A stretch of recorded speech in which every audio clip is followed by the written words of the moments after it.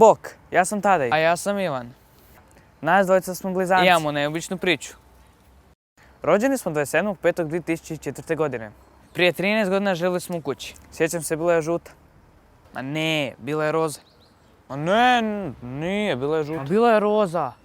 Ma bila je žuta, 100%. A, možda sam pobrkao. A, okej. Dobro. To je, da, to. Živjeli smo u kući, bilo nas je 4. Ne, bilo nas 5. Ne, bilo nas 4. Kako 4? Ti, mama, tata, ja. I pas. Jo da, pas. Imali smo psa. Zove se Cuki. Ne, zvao se Beki. Zove se Cuki. Ok, nastavi.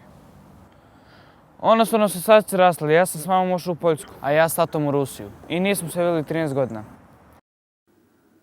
Nakon toliko godina slučajno smo se sreli u Hrvatskoj kao zajednička prijateljica Dubravke. Dubravka mi se jako sviđala i želio sam je upoznat s mamom Lucijom. Misliš s mamom Marijom? Ne, živim 10 godina s njom i to je Lucija.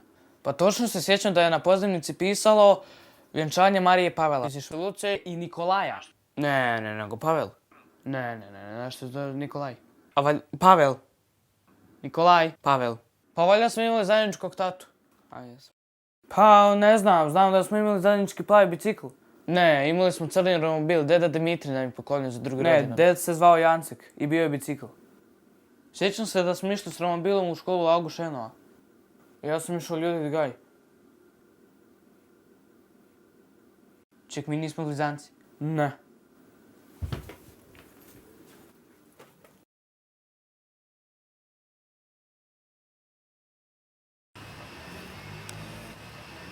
Jo!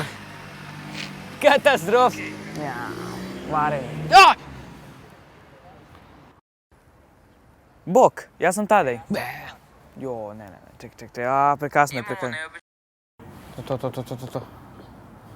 Malo je počelo. 3, kamera. Nakon toliko godina su... A dobro išlo.